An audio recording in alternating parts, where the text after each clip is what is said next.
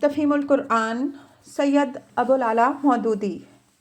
سورہ الطور آیات 29 تا 49 حصہ دوم۔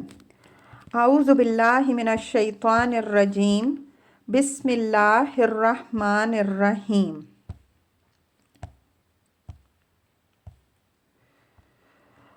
ام عندہم خزائن ربک ام ہم المسیطرون، کیا تیرے رب کے خزانے ان کے قبضے میں ہیں یا ان پر انہی کا حکم چلتا ہے؟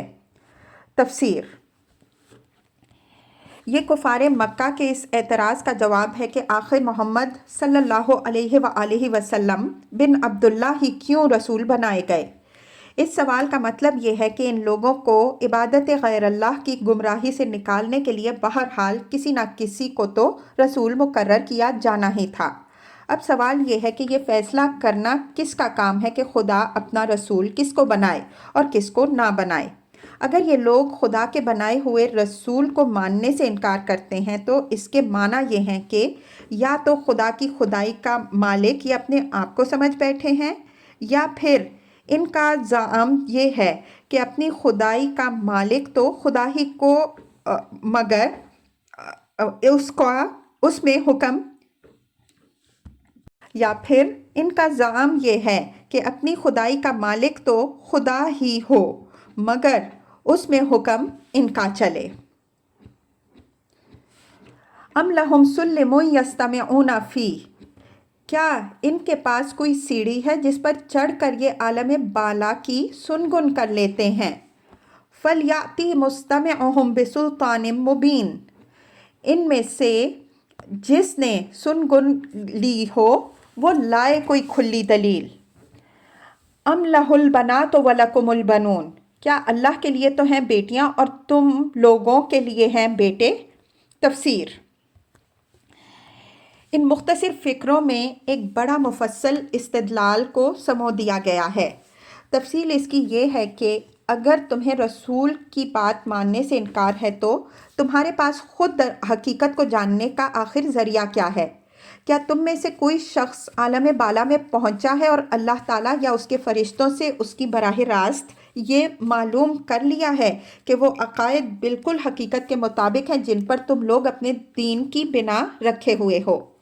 یہ دعویٰ اگر کسی کو ہے تو وہ سامنے آئے اور بتائے کہ اسے کب اور کیسے عالم بالا تک رسائی حاصل ہوئی ہے اور کیا علم وہ وہاں سے لے کر آیا ہے۔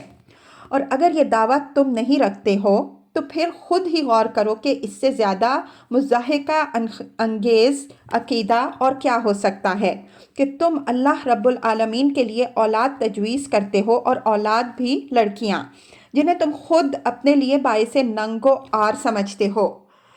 علم کے بغیر اس قسم کی صریح جہالتوں کے اندھیرے میں بھٹک رہے ہو اور خدا کی طرف سے جو شخص علم کی روشنی تمہارے سامنے پیش کرتا ہے اس کی جان کے دشمن ہوئے جاتے ہو۔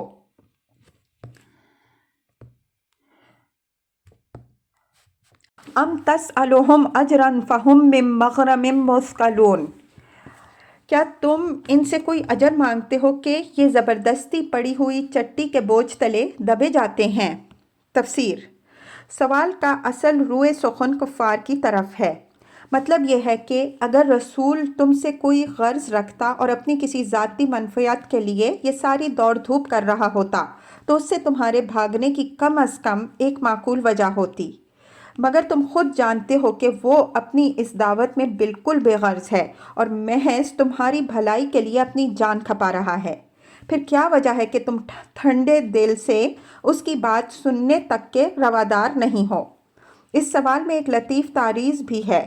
ساری دنیا کے بناوٹی پیشواؤں اور مذہبی آستانوں کے مجاوروں کی طرح عرب میں بھی مشرکین کے پیشوا اور پنڈت اور پروہت کھلا مذہبی کاروبار چلا رہے تھے۔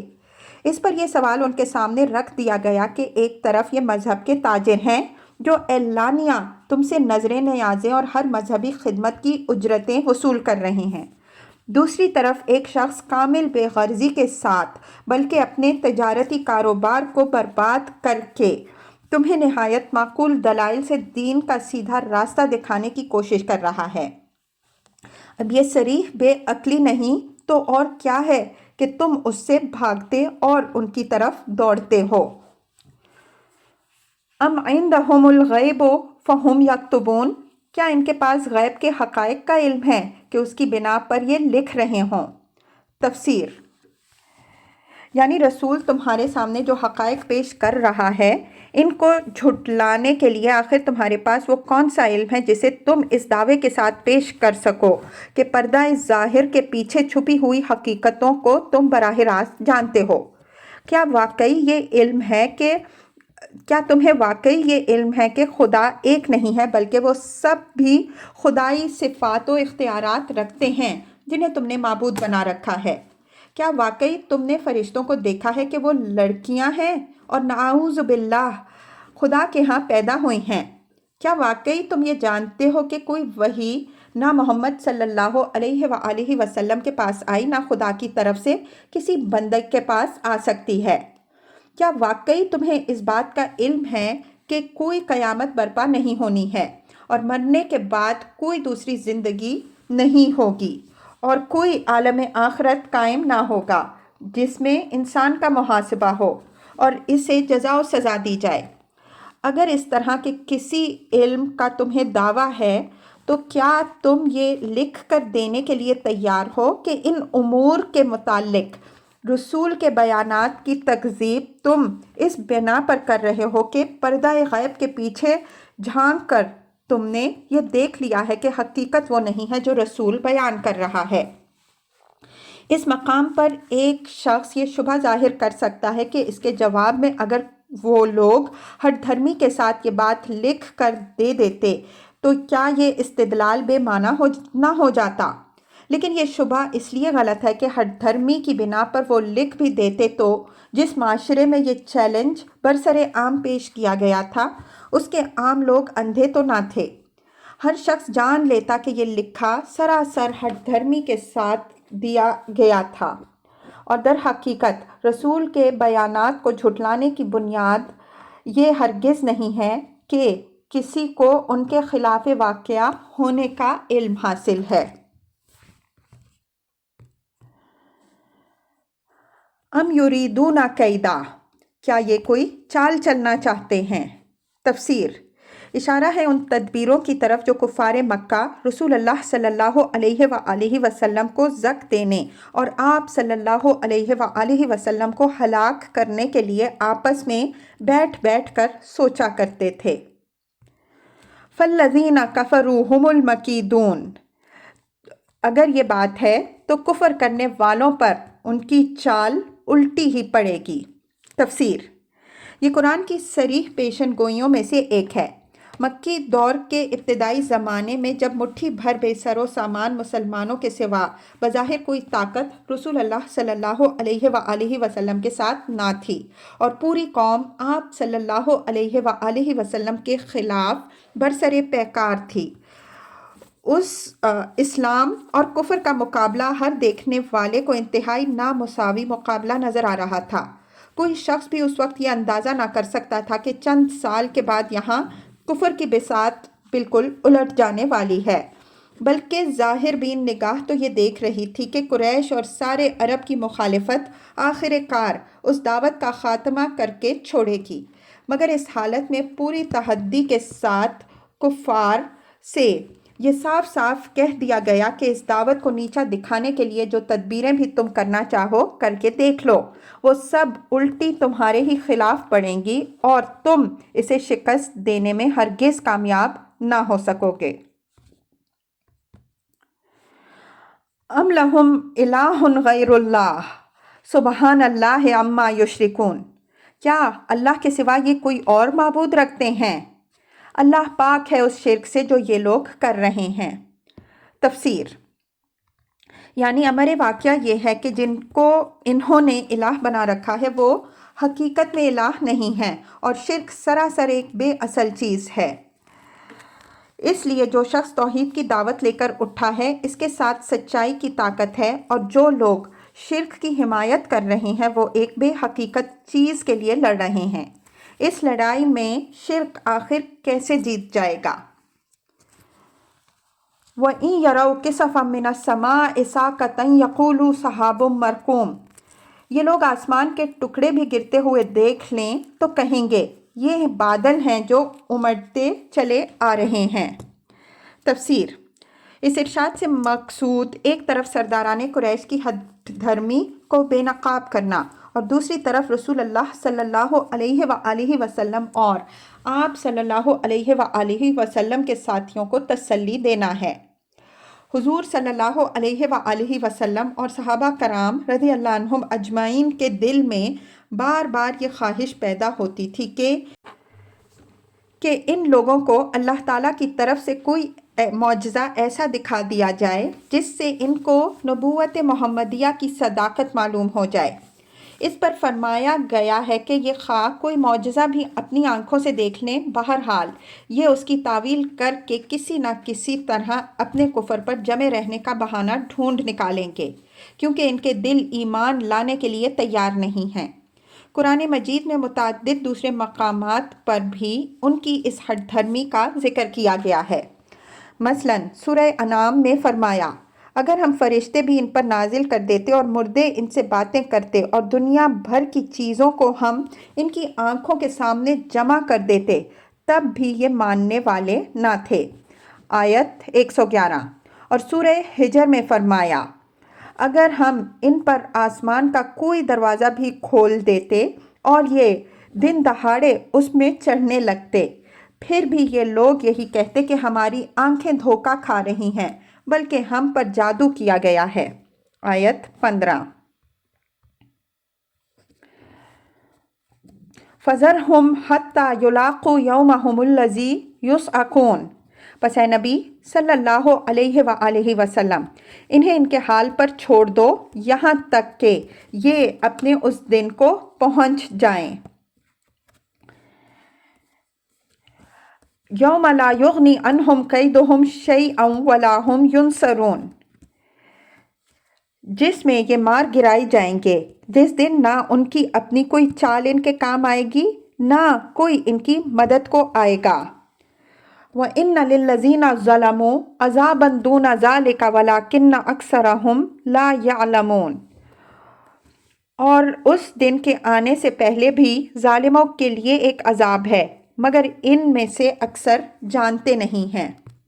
تفسیر: یہ اسی مضمون کا اعادہ ہے جو سورہ السجدہ آیت 21 میں گزر چکا ہے کہ اس بڑے عذاب سے پہلے ہم اس دنیا میں کسی نہ کسی چھوٹے عذاب کا مزہ انہیں چکھاتے رہیں گے، شاید کہ یہ اپنی باغیانہ روش سے باز آ جائیں، یعنی دنیا میں وقتاً فوقتاً شخصی اور قومی مصیبتیں نازل کر کے ہم انہیں یہ یاد دلاتے رہیں گے کہ اوپر کوئی بالا تر طاقت ان کی قسمتوں کے فیصلے کر رہی ہے اور کوئی اس کے فیصلوں کو بدلنے کی طاقت نہیں رکھتا، مگر جو لوگ جہالت میں مبتلا ہیں انہوں نے نہ پہلے کبھی ان واقعات سے سبق لیا ہے نہ آئندہ کبھی لیں گے۔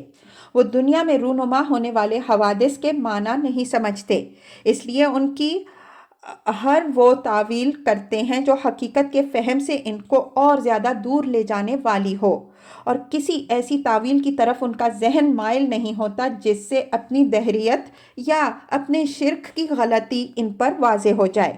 یہی بات ہے جو ایک حدیث میں رسول اللہ صلی اللہ علیہ وآلہ وسلم نے ارشاد فرمائی کہ ان المنافق اذا مرض ثم عُفِیَ کان کالبعیر عقلہ اہلہ ثم ارسلوہ فلم یدری لما عقلوہ ولم یدری لما ارسلوہ، یعنی منافق جب بیمار پڑتا ہے اور پھر اچھا ہو جاتا ہے تو اس کی مثال اس اونٹ کی سی ہوتی ہے جسے اس کے مالکوں نے باندھا تو اس کی کچھ سمجھ نہ آیا کہ کیوں باندھا، اور جب کھول دیا تو کچھ سمجھ میں نہ آیا کہ کیوں کھول دیا۔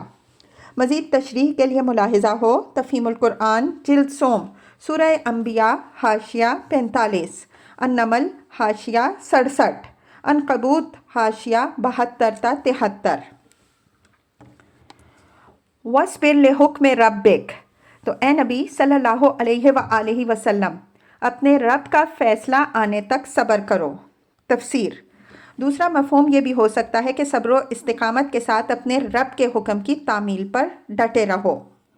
فَإِنَّكَ بِأَعْيُنِنَا، تم ہماری نگاہ میں ہو۔ تفسیر یعنی ہم تمہاری نگہبانی کر رہے ہیں، تمہیں تمہارے حال پر چھوڑ نہیں دیا ہے۔ وَسَبِّحْ بِحَمْدِ رَبِّكَ حِینَ تَقُومُ، تم جب اٹھو تو اپنے رب کی حمد کے ساتھ اس کی تسبیح کرو۔ تفسیر اس ارشاد کے کئی مفہوم ہو سکتے ہیں اور بعید نہیں کہ وہ سبھی مراد ہوں۔ ایک مفہوم یہ ہے کہ جب بھی تم کسی مجلس سے اٹھو تو اللہ کی حمد و تسبیح کر کے اٹھو۔ نبی صلی اللہ علیہ وآلہ وسلم خود بھی اس پر عمل فرماتے تھے، اور آپ صلی اللہ علیہ وآلہ وسلم نے مسلمانوں کو بھی یہ ہدایت فرمائی تھی کہ کسی مجلس سے اٹھتے وقت اللہ کی حمد و تسبیح کر لیا کریں۔ اس سے ان تمام باتوں کا کفارہ ادا ہو جاتا ہے جو اس مجلس میں ہوئی ہوں۔ ابو داؤد، ترمذی، نسائی اور حاکم نے حضرت ابو ہریرہ رضی اللہ عنہ کے واسطے سے حضور صلی اللہ علیہ وآلہ وسلم کا یہ ارشاد نقل فرمایا کہ جو شخص کسی مجلس میں بیٹھا ہو اور اس میں خوب قیل و قال ہوئی ہو، وہ اگر اٹھنے سے پہلے یہ الفاظ کہے تو اللہ ان باتوں کو معاف کر دیتا ہے جو وہاں ہوئی ہوں۔ سبحانک اللہم و بحمدک، اشہد ان لا الہ الا انت، استغفرک و اتوب الیک۔ خداوند، میں تیری حمد کے ساتھ تیری تسبیح کرتا ہوں، میں گواہی دیتا ہوں کہ تیرے سوا کوئی معبود نہیں، میں تجھ سے مغفرت چاہتا ہوں اور تیرے حضور توبہ کرتا ہوں۔ دوسرا مفہوم اس کا یہ ہے کہ جب تم نیند سے بیدار ہو کر اپنے بستر سے اٹھو تو اپنے رب کی تسبیح کے ساتھ اس کی حمد کر لیا کرو۔ اس پر بھی نبی صلی اللہ علیہ وآلہ وسلم خود عمل فرماتے تھے اور اپنے اصحاب رضی اللہ عنہم اجمعین کو آپ صلی اللہ علیہ وآلہ وسلم نے یہ تعلیم دی کہ نیند سے جب بیدار ہوں تو یہ الفاظ کہا کریں: لا الہ الا اللہ وحدہ لا شریک لہ، لہ الملک و لہ الحمد وہو علی کل شیء قدیر، سبحان اللہ والحمد للہ ولا الہ الا اللہ واللہ اکبر ولا حول ولا قوۃ الا باللہ۔ تیسرا مفہوم اس کا یہ ہے کہ جب تم نماز کے لیے کھڑے ہو تو اللہ کی حمد و تسبیح سے اس کا آغاز کرو۔ اسی حکم کی تعمیل میں رسول اللہ صلی اللہ علیہ وآلہ وسلم نے یہ ہدایت فرمائی کہ نماز کی ابتدا تکبیر تحریمہ کے بعد ان الفاظ سے کی جائے: سبحانک اللہم و بحمدک و تبارک اسمک و تعالی جدک و لا الہ غیرک۔ چوتھا مفہوم اس کا یہ ہے کہ جب تم اللہ کی طرف دعوت دینے کے لیے اٹھو تو اللہ کی حمد و تسبیح سے اس کا آغاز کرو۔ یہ بھی نبی صلی اللہ علیہ وآلہ وسلم کا مستقل معمول تھا کہ آپ صلی اللہ علیہ وآلہ وسلم ہمیشہ اپنے خطبوں کا آغاز حمد و ثنا سے فرمایا کرتے تھے۔ مفسر ابن جریر رحمہ اللہ نے اس کا ایک اور مفہوم یہ بیان کیا کہ جب تم دوپہر کو قیلولہ کر کے اٹھو تو نماز پڑھو، اور اس سے مراد نماز ظہر ہے۔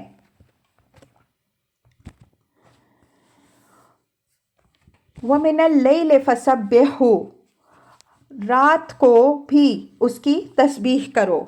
تفسیر اس سے مراد مغرب و عشاء اور تہجد کی نماز بھی ہے، اور تلاوت قرآن بھی، اور اللہ کا ذکر بھی۔ وَأَدْبَارَ النُّجُومِ، اور ستارے جب پلٹتے ہیں اس وقت بھی۔ تفسیر ستاروں کے پلٹنے سے مراد رات کے آخری حصے میں ان کا غروب ہونا اور سپیدہ صبح کے نمودار ہونے پر ان کی روشنی کا ماند پڑ جانا ہے۔ یہ نماز فجر کا وقت ہے۔